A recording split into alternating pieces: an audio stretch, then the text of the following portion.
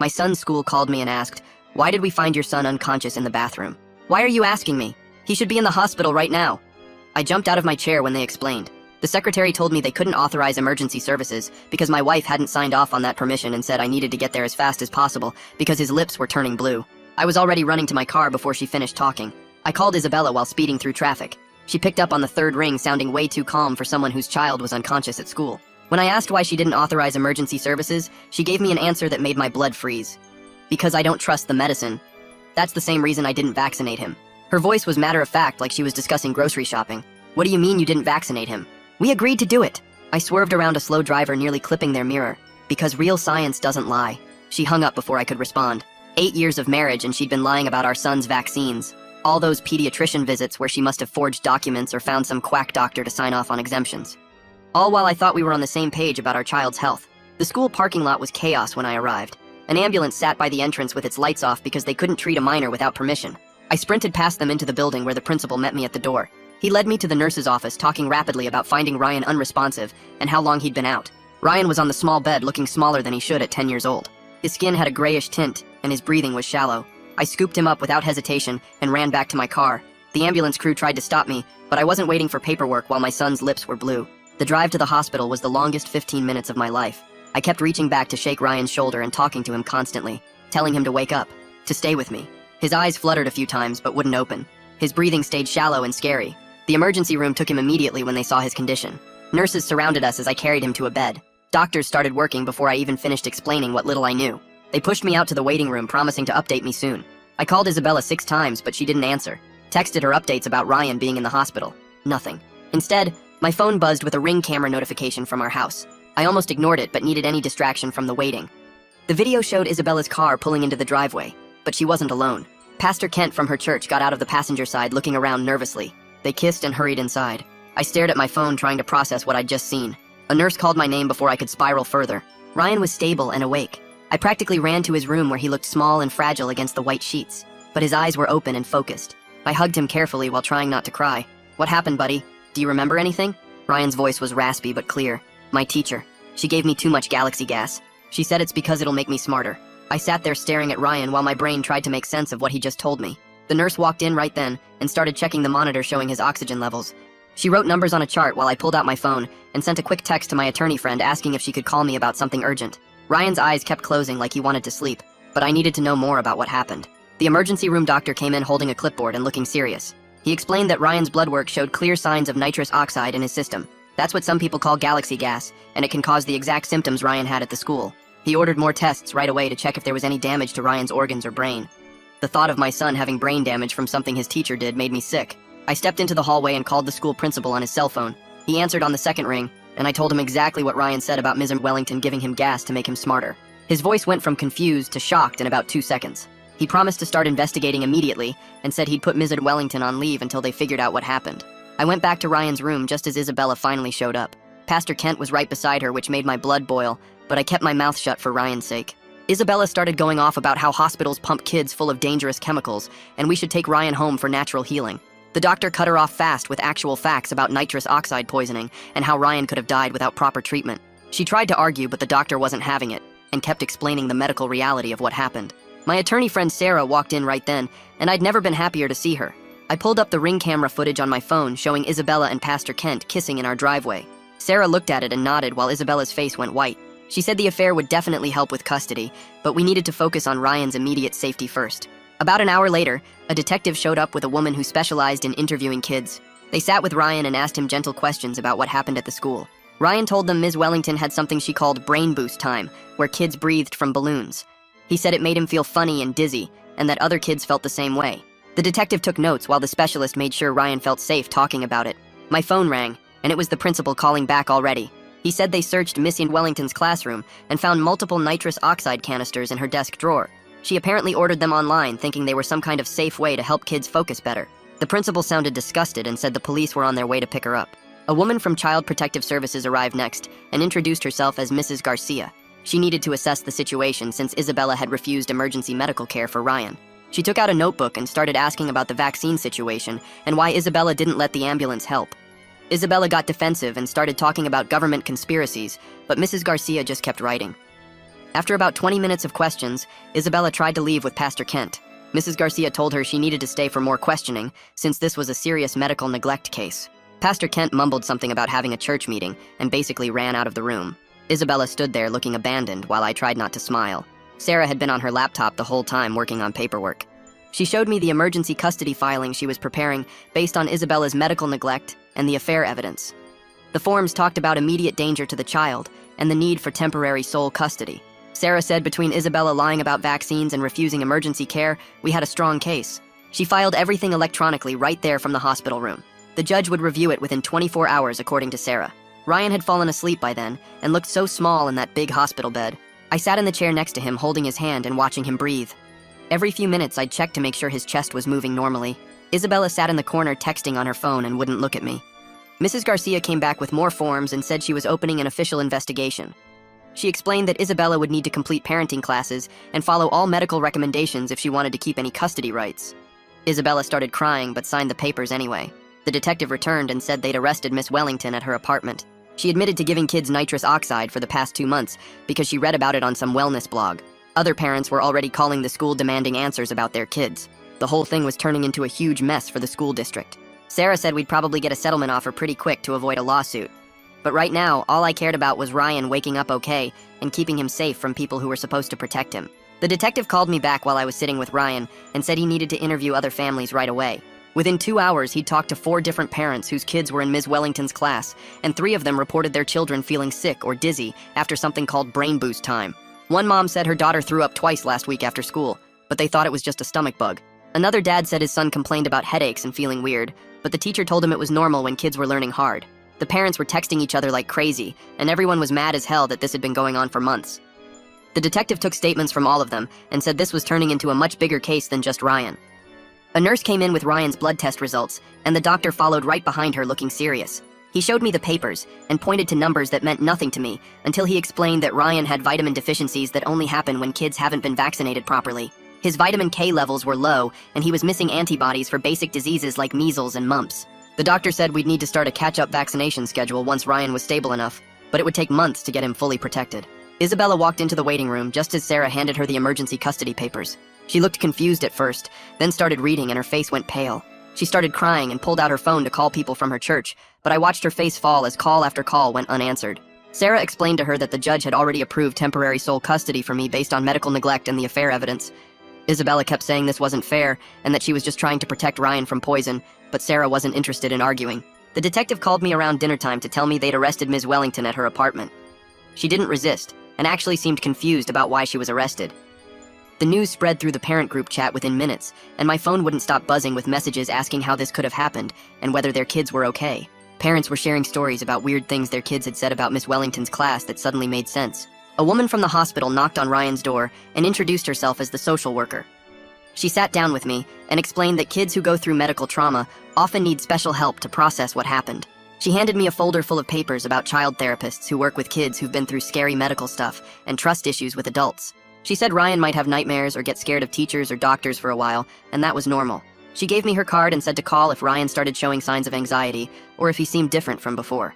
The next morning, I was getting coffee in the hospital cafeteria when I saw Isabella's parents walk through the main doors. They looked tired from driving all night from 3 states away. I met them in the lobby and told them everything about the vaccines and showed them the Ring camera video of Isabella with Pastor Kent. Her mom's face went from shocked to angry in about 2 seconds. She said she'd been worried about Isabella's conspiracy theories for years, but never thought it would go this far. Her dad just kept shaking his head and asking how Isabella could lie about their grandson's health. They went up to see Ryan, and Isabella's mom hugged me and said she was on my side with this whole mess. When I got back to Ryan's room, he was sitting up, and the nurse was bringing him a tray of scrambled eggs and toast. He ate slowly, but kept everything down, which made everyone happy. After he finished eating, he looked at me with scared eyes and asked if he had to go back to Miss Wellington's class. I promised him he'd never have to see her again, and that he'd have a new teacher when he went back to the school. He relaxed a little, but still seemed worried about going back at all. My phone started blowing up with messages from parents who were organizing a petition for better oversight of what teachers could bring into classrooms. They'd already gotten over 50 signatures in an hour, and were planning to present it at an emergency school board meeting. Everyone wanted new rules about teachers using any substances or devices with kids without parent permission. The group chat turned into a planning session for who would speak at the meeting and what demands to make. I was reading through the messages when a woman I didn't recognize walked into the hospital asking for Isabella at the nurse's station. The nurse pointed toward our hallway, and the woman started walking straight toward us. Isabella saw her coming, and her face went white before she literally ran into the bathroom and locked the door. The woman introduced herself as Pastor Kent's wife and asked if I knew where her husband was. I pulled up the Ring video on my phone and showed it to her while explaining what I'd seen. She watched it twice, then thanked me for being honest, and left without another word. Isabella stayed in that bathroom for 20 minutes until she was sure the woman was gone. Mrs. Garcia from CPS came back the next day with a thick packet of papers. She explained that Isabella would need to complete a 12-week parenting class and follow all medical recommendations from Ryan's doctors if she wanted any custody rights. The safety plan required Isabella to get Ryan all his vaccines on schedule and never refuse medical care again. Isabella cried while signing the papers, but she didn't have much choice since the alternative was losing all access to Ryan. Mrs. Garcia said she'd be checking in every week to make sure the plan was followed. 3 days later, my attorney called while I was sitting in Ryan's hospital room watching him sleep and told me the papers were ready. I drove to her office during Ryan's afternoon nap and signed everything while the nurse stayed with him. The divorce petition listed adultery with photographic evidence plus child endangerment from the medical neglect, and I felt nothing but relief seeing it all typed out officially. My attorney's assistant drove out to Isabella's parents' house that same afternoon, where Isabella had been staying since the whole mess started.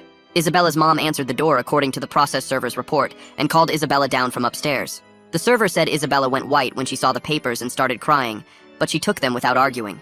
That night, Ryan woke up screaming around 2 in the morning and couldn't catch his breath. He kept saying the room was closing in and his chest hurt, and I had to hold him while he shook and cried. The night nurse came running and checked his vitals, but everything was normal physically. She paged the on-call psychiatrist who showed up 20 minutes later looking tired but concerned. The psychiatrist talked to Ryan for almost an hour while I sat in the corner trying not to cry myself. Ryan told him about dreams where he couldn't breathe and how Mrs. Wellington's face kept appearing, telling him to breathe deeper from the balloons. The psychiatrist wrote a prescription for something mild to help him sleep and pulled me aside to explain that Ryan needed therapy immediately for the trauma. He gave me 3 names of child therapists who specialized in this kind of thing and said to call first thing in the morning. The detective called the next day while I was filling out therapy intake forms and said Ms. Wellington had confessed to everything during questioning. She'd been giving kids Galaxy Gas for 2 whole months because some wellness blog convinced her it would improve their focus and test scores. She bought the canisters online thinking they were safe since people used them for whipped cream and genuinely didn't understand why everyone was so upset. The detective said she kept insisting she was trying to help the kids learn better and seemed confused about the criminal charges. My phone started buzzing nonstop after that, with texts and calls from Isabella's church friends who'd heard about everything through the gossip network. 3 different women called to apologize for not speaking up sooner about Isabella's crazy theories. One woman named Linda said she'd been worried for years about Isabella's anti-vaccine posts on Facebook, but didn't want to cause drama in their Bible study group. Another friend admitted she'd seen Isabella buying sketchy supplements online and giving them to Ryan instead of real medicine, but thought it wasn't her place to interfere. They all said the same thing about feeling guilty now that Ryan was in the hospital. The school district's insurance company called that afternoon, wanting to discuss a settlement to avoid a lawsuit. The woman on the phone talked fast about covering medical bills and additional compensation for pain and suffering. My attorney told me not to agree to anything yet, since we didn't know if Ryan would have long-term effects from the nitrous oxide exposure. She said to let them sweat while we documented everything and built our case. On the 5th day, the doctor finally said Ryan could go home with a clean bill of health physically. I packed up his stuff while he got dressed in real clothes for the first time in days, and he actually smiled when we walked out of the hospital. We stopped at his favorite burger place on the way home, and he ate a whole kid's meal plus half my fries, which made me happier than anything else that week. He talked about missing his video games and wanting to see his friends, and seemed almost like his normal self for the first time since everything happened. When we got home, I started putting Ryan's hospital bag away and decided to check Isabella's home office for any medical records I might need for court. Instead, I found a whole drawer full of anti-vaccine books and printouts from conspiracy websites about how vaccines cause autism and contain mind control chips. There were bottles of essential oils labeled as immune boosters and natural antibiotics that she'd apparently been giving Ryan instead of real medicine. I took pictures of everything with my phone and texted them to my attorney, who said it was perfect evidence for the custody case. That first night home, Ryan refused to sleep in his own room and asked if he could stay with me. I set him up on Isabella's side of the bed with his favorite stuffed animal and told him he could stay as long as he needed. He fell asleep holding my hand, but woke up 3 times gasping for air from nightmares. I stayed awake most of the night watching him breathe and checking his temperature every hour, even though the doctor said he was fine. Around 4 in the morning, I gave up on sleep and just sat there making lists of everything we needed to do, like therapy appointments and catching up on vaccines and dealing with the school situation. The next day, I got a text from someone at Isabella's church saying Pastor Kent had been suspended pending an investigation into his relationship with Isabella. His wife had filed for divorce after I showed her the Ring camera video, and now the whole congregation was taking sides about whether to support him or kick him out completely. Half the church thought he deserved forgiveness, and the other half wanted him gone immediately. The church board was meeting that night to vote on his future, and people were already arguing about it on the church Facebook page. 3 days after we got home, Isabella showed up at the front door demanding to see Ryan. She was crying and saying I had no right to keep her son from her, but I stayed calm and told her about the CPS safety plan requirements. She threatened to call the police and report me for kidnapping, but my attorney was already on speakerphone explaining that Isabella had no legal ground to demand unsupervised visits right now. Isabella stood on the porch screaming about her rights as a mother, while Ryan hid upstairs in his room with the door locked, and I just kept repeating what the safety plan required until she finally left. 3 days later, I took Ryan to his first therapy appointment at a place that looked more like a playroom than a doctor's office. The therapist had shelves full of toys and games and told Ryan he could play with whatever he wanted while they talked. Ryan picked up some action figures and started making them fight each other, while the therapist sat on the floor nearby asking casual questions about school and home. For the first 20 minutes, Ryan barely answered, but then started talking about feeling scared when he couldn't breathe and how Ms. Wellington told him the gas would make him smarter. The therapist took notes while Ryan acted out scenes with the toys showing how kids in his class would take turns breathing from the balloons. By the end of the hour, Ryan had opened up about nightmares where he couldn't wake up and feeling confused about why his mom didn't want doctors to help him. The therapist scheduled us for twice a week and gave me handouts about trauma symptoms to watch for at home. That same afternoon, my attorney called with news that the prosecutor had filed charges against Ms. Wellington for 15 counts of child endangerment, since that's how many kids were in her class. Each count carried up to a year in jail, which meant she could face 15 years if convicted on everything. The arraignment was set for the next morning, and my attorney said parents were already planning to pack the courthouse. I arranged for Ryan to stay with my parents and drove to the courthouse early, but the parking lot was already full of angry parents holding signs. Inside the courtroom, Ms. Wellington looked small and confused as the judge read the charges while her public defender whispered in her ear. She pleaded not guilty, and the judge set bail at $50,000, which her elderly parents posted using their house as collateral. Parents shouted at her as she left the courthouse with her head down and her attorney shielding her from the cameras. 2 days after the arraignment, Isabella's attorney called mine about custody arrangements and actually had the nerve to ask for joint custody with regular overnight visits.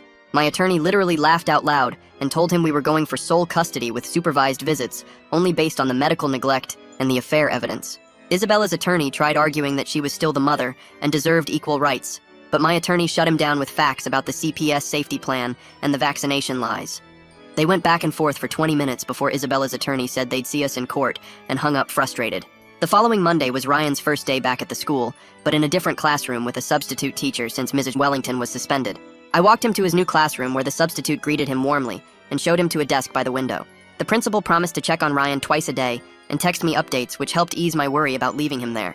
That first day went smoothly with Ryan participating in class and eating lunch with his friends like normal. The principal sent photos of Ryan working on math problems and playing at recess, which made me feel better about the whole situation. After dropping Ryan at the school, I met with a private investigator my attorney recommended to dig into Isabella's activities over the past year. He took copies of all the anti-vaccine materials I'd found and said he'd check social media groups and local meeting records. Within a week, he had screenshots of Isabella posting in 3 different anti-vaccine Facebook groups dating back 2 years. He found records of her attending monthly meetings at a natural health store where speakers promoted conspiracy theories about government mind control through vaccines. There were receipts for thousands of dollars spent on supplements and essential oils from various MLM schemes. He even found evidence she'd been taking Ryan to a naturopath who wasn't licensed to practice medicine and had been shut down in 2 other states. The investigator compiled everything into a thick folder that my attorney said would guarantee us sole custody. 3 weeks after the initial emergency order, we went back to family court for the review hearing. Isabella showed up with her attorney and her parents, who sat behind her looking disappointed. The judge reviewed all the evidence, including the private investigator's findings and the CPS reports about the vaccination fraud. Isabella started crying when the judge extended the emergency custody order for 90 days and ordered her to complete parenting classes. Her attorney tried to argue for unsupervised visits, but the judge shut him down, saying Isabella had shown dangerous judgment regarding their child's health. Isabella sobbed loudly as the judge explained she'd need to demonstrate significant changes before getting any unsupervised time with Ryan. Her parents led her out of the courtroom while she kept repeating that she was a good mother who just wanted to protect her son. During our second week of therapy sessions, the therapist told me Ryan was showing clear signs of PTSD from the Galaxy gas incident and the family upheaval. She taught us breathing exercises to do together when Ryan felt panicked, which involved counting breaths and imagining safe places. We practiced every night before bed with Ryan putting his hand on his chest to feel his breathing slow down. The exercises helped when he woke up from nightmares gasping for air, and I could coach him through the breathing until he calmed down. The therapist said Ryan was responding well to treatment, but would need continued support as we navigated the custody changes and legal proceedings. Meanwhile, Ms. Wellington's attorney filed motions arguing she had good intentions and was trying to help her students learn better. He submitted character references from former colleagues and parents whose kids she'd taught in previous years. The prosecutor responded with medical reports from the hospital showing dangerous levels of nitrous oxide in the affected children's blood. She included testimony from medical experts about the risk of brain damage and death from recreational nitrous oxide use. The judge denied the motion to dismiss charges and set a trial date for 3 months out. 6 weeks after everything started, Isabella had her first supervised visit with Ryan at a court-approved facility downtown. Ryan clung to my leg in the parking lot saying he didn't want to go, but I explained the judge said he had to visit for 1 hour. A social worker met us in the lobby and assured Ryan she'd stay with him the whole time. Isabella was already in the visitation room looking nervous and trying to smile. Ryan slowly walked in and sat across from her at a small table, while the social worker sat in the corner taking notes. Through the window, I watched Isabella show Ryan some toys she'd brought and try to engage him in conversation. Ryan answered her questions but kept looking at the clock and didn't smile much during the visit. After exactly 1 hour, the social worker brought Ryan back out, and he immediately hugged me tight. Isabella watched through the window crying as we left, and Ryan didn't look back once. The school district held an emergency board meeting the next week to address parent concerns about classroom safety. They announced new policies requiring approval for any substances or devices used in classrooms beyond standard school supplies. Teachers complained about the red tape and extra paperwork, but parents strongly supported the changes. The principal sent out forms for parents to review and sign listing everything teachers planned to use that year. Some teachers grumbled about not being trusted, but most understood why parents were worried after what happened with Miss Wellington. My attorney called me the next morning while I was making Ryan breakfast and said she was heading to the courthouse to file all the evidence we'd gathered. She had the Ring camera footage saved on 3 different USB drives, plus printed screenshots showing the timestamps when Isabella and Pastor Kent went into our house together. The neighbors had given written statements about seeing his car parked in our driveway multiple times when I was at work. She also had copies of Isabella's social media posts from the anti-vaccine groups and receipts for all the fake supplements she'd been buying instead of real medicine for Ryan. The clerk at the courthouse took one look at the stack of evidence and fast-tracked our divorce case for the next available slot. 2 days later, we had to go back to the hospital for Ryan's first round of catch-up vaccines since we discovered he hadn't gotten any of his shots. I was nervous about how he'd handle it, but the nurse was amazing and explained everything in simple terms he could understand. She let him pick which arm for the first shot and counted down from 3 so he knew exactly when it would happen. Ryan squeezed my hand tight, but only flinched a little when the needle went in. After 3 shots, the nurse put superhero stickers on each spot, and Ryan spent the rest of the day showing everyone we met his Batman and Spider-Man stickers. Isabella's mother called me that evening crying and apologizing for not seeing how bad things had gotten with her daughter. She said they'd convinced Isabella to start seeing a therapist who specialized in conspiracy theories and extreme beliefs. The therapist reached out to me a week later, asking if we could coordinate treatment plans to help Ryan feel safer around his mother. I gave her copies of all the medical reports and explained how scared Ryan still got sometimes about not being able to breathe. She said she'd work with Isabella on understanding the real harm her choices had caused, but warned me it would take months or maybe years to undo that kind of thinking. Ms. Wellington's case moved faster than anyone expected when her lawyer convinced her to take a plea deal. She pleaded guilty to 5 counts of child endangerment in exchange for dropping the other 10 charges. The judge gave her 3 years probation and permanently revoked her teaching license. Some parents at the school thought she got off too easy since their kids could have died from the nitrous oxide. Others felt bad for her because she genuinely seemed to believe she was helping the students learn better. The prosecutor told me privately that she'd never seen a case quite like this, where someone was so dangerously wrong, but not actually evil. The divorce mediation happened in a boring conference room downtown, where we sat at opposite ends of a long table with our lawyers. Since the custody was already decided based on the emergency orders and CPS recommendations, we just had to figure out who got what. Isabella wanted to keep the house, which was fine with me since I didn't want to live there anymore after everything that happened. Her lawyer calculated how much equity I had in it, and Isabella had to get a loan to buy me out. I kept my 401k and the savings account I'd been building for Ryan's college. We split the furniture, and Isabella got most of it since she was keeping the house. The whole thing took less than 2 hours, and we barely looked at each other the entire time. Ryan had his best week yet, with no nightmares for 6 straight nights. His therapist said we could start spacing out appointments to every 2 weeks instead of weekly. He'd been using the breathing exercises we practiced, and hadn't had a panic attack in almost a month. The school sent home a permission slip for a field trip to the science museum, and Ryan actually got excited about going. He circled the date on our calendar and asked if he could bring his camera to take pictures of the dinosaur bones. I signed the form immediately and paid the $20 fee, happy to see him interested in normal kid stuff again. Isabella finished her court-ordered parenting classes, but the instructor's report wasn't great. She'd attended every session and participated in discussions, but kept making comments about natural immunity and the dangers of modern medicine.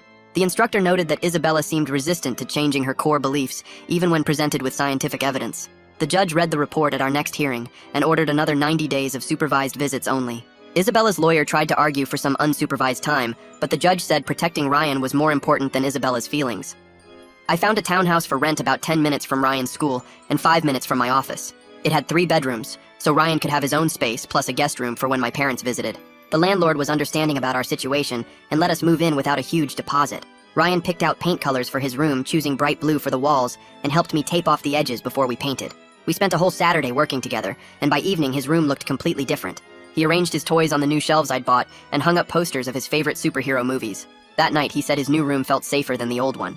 My phone rang one afternoon showing a number I didn't recognize, but I answered anyway, thinking it might be something about the legal cases. Pastor Kent's voice came through, asking if we could talk and saying he wanted to apologize. I hung up immediately and blocked his number without letting him finish. 2 days later, I got a card in the mail from his wife thanking me for exposing the affair. She wrote that she'd suspected something for months but needed proof to finally leave him. She was starting over in a different state with her kids and said finding out the truth was the best thing that could have happened, even though it hurt. The school district's insurance company finally sent their settlement offer for Ryan's medical bills and trauma. They covered all the hospital costs plus $15,000 for pain and suffering. My attorney said we could probably get more if we went to trial, but that would mean putting Ryan through depositions and maybe having to testify. I decided to take the settlement and put $12,000 straight into Ryan's college fund. The other $3,000 went toward the security deposit and first month's rent on our new place. The supervised visits started happening twice a week at the family center on Oak Street, where a social worker sat in the corner taking notes while Isabella played board games with Ryan. Ryan used to cry in the car on the way there, but after a few weeks he just got quiet and stared out the window. The supervisor wrote in her reports that Isabella followed all the rules, but kept making little comments about how doctors don't know everything, and natural immunity is stronger than vaccines. I'd sit in the waiting room scrolling my phone for the whole hour, trying not to think about what she might be saying when the supervisor looked away. One Tuesday, Ryan came running out after his visit, talking about this kid named Marlon from his class who wanted him to sleep over that weekend. My first thought was, no way, because what if something happened and I wasn't there? But Ryan's therapist said letting him have normal kid experiences was important for getting past everything. I called Marlon's mom and explained our situation without going into too much detail, and she was really understanding about keeping an eye on them. Ryan packed his overnight bag 3 days early and checked it every night to make sure he had everything. The night of the sleepover, I dropped him off and sat in my car outside for 10 minutes before making myself drive home. He called me at 9 to say goodnight and sounded happier than I'd heard him in months, talking about the pizza they made and the video games they were playing. 6 months after everything started, the final divorce papers were ready to sign at the courthouse downtown. Isabella didn't show up, and her lawyer just stood there signing everything she'd already agreed to, while the judge stamped the documents. The whole thing took 20 minutes, and I walked out legally single holding a folder with papers that ended 8 years of marriage. I went straight to Ryan's school to pick him up early, and took him for ice cream even though it was only 11 in the morning. We didn't talk about the divorce, but he held my hand walking back to the car, which he hadn't done in years. Ryan's next checkup at the pediatrician went perfectly with all his blood work coming back normal, and no signs of any lasting damage from the Galaxy gas. The doctor showed me his updated vaccination record with every shot properly documented and filed with the state database. Ryan didn't even flinch when they drew blood, and the nurse gave him 2 stickers for being so brave. I kept copies of everything in a folder at home and scanned them to 3 different cloud services, just in case Isabella ever tried to claim I wasn't taking care of his health. My friend from work mentioned she'd seen Isabella at the grocery store with some guy from her church, and they were holding hands by the frozen foods. Instead of feeling angry or jealous, I just felt relieved that maybe she'd focus on her new relationship instead of fighting me about Ryan. A week later, another friend said they were officially dating and posting Bible verses on social media together. The news about Miss Wellington's sentencing came through the parent group text while I was making dinner. 3 years probation and 200 hours of community service, plus she had to go speak at schools about why giving kids nitrous oxide was dangerous. Some parents wanted her in jail, but the judge said she'd shown real remorse and had mental health issues that contributed to her bad choices. Ryan asked what happened to her when he saw me reading my phone, and I just told him she wouldn't be teaching anymore, and left it at that. The next morning, Ryan watched kids playing soccer at recess and asked if he could join the team that practiced after school on Wednesdays. I signed him up online before he could change his mind and bought him cleats and shin guards that afternoon. The first practice was rough, with Ryan tripping over the ball and getting winded after 5 minutes, but he laughed the whole time. Watching him run around with other kids acting like a normal 10-year-old made my chest feel lighter than it had in months. By the third practice, he'd made 2 friends, and they were planning to sit together at lunch. Isabella's lawyer called my lawyer about a special request for Ryan's 11th birthday coming up in 3 weeks. She wanted one unsupervised afternoon with him to take him to lunch and give him presents. My first instinct was absolutely not, but Ryan's therapist thought it might be good to start building trust if Isabella could prove she'd follow the rules. The CPS worker visited Isabella's apartment to check it was safe and interviewed her about her plans for the visit. After 2 weeks of discussions, the judge approved 4 hours unsupervised, but Isabella had to stay in town and couldn't take him to any medical appointments or religious events. The morning of the birthday visit, I drove Ryan to the meeting spot at the library and watched Isabella's car pull up right on time. Ryan hugged me and walked over to her car without crying or hesitating, which felt like progress even though my stomach was in knots. I spent the whole 4 hours at home checking my phone every 10 minutes and jumping every time a car drove by.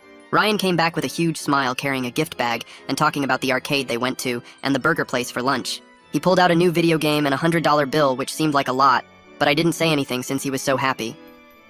That night at bedtime, he mentioned Isabella had promised to follow all the doctor rules from now on, and even said she was sorry for lying about the vaccines. At Ryan's therapy group for single parents, I kept talking to this nurse named Sarah, who had a daughter the same age going through her own stuff with her ex-husband. We started getting coffee after the meetings, and she understood why I checked my phone constantly and didn't judge me for being overprotective. Ryan met her when she came to pick me up one day because my car was in the shop, and they talked about Minecraft for 20 minutes. She didn't try to be his friend or act like she was special, just treated him like a normal kid, which was exactly what we both needed. A year passed and Ryan's nightmares stopped happening every night, and his therapist moved our appointments from weekly to monthly because he was doing so much better. I picked him up from the school on report card day, and he waved the paper at me through the car window before even getting in, and every single grade was an A, including the math class he'd struggled with at the beginning of the year. Isabella showed up for her supervised visit that Saturday right on time, like she'd been doing for months, and the supervisor noted in her report that Isabella followed all the rules and didn't bring up any medical conspiracy stuff around Ryan. The visits had gotten longer too, starting at 1 hour then 2, and now she got 4 hours every Saturday afternoon at the community center where they played board games and did art projects together. I watched from the observation room sometimes and saw Isabella teaching Ryan to paint watercolors, and they actually laughed together, which made my chest feel less tight than it had in forever. The supervisor told me Isabella had earned enough trust points to request unsupervised visits soon, but the final decision would come from the judge after reviewing everything. My lawyer said Isabella's consistency was helping her case, but we still had final say on medical decisions, which was all I really cared about. Ryan came home from those visits talking about the cookies Isabella brought or the model airplane they built, but never mentioned feeling scared or confused like he used to.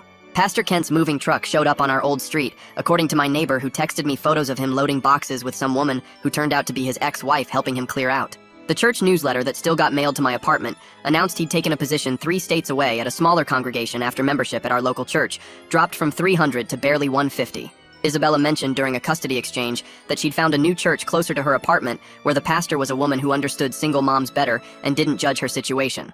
Ryan asked if he could enter the school science fair with a project about breathing and how lungs work, which seemed like his way of processing everything that happened. We spent 3 weekends building a model of the respiratory system using balloons and tubes, and he practiced his presentation 50 times in our living room.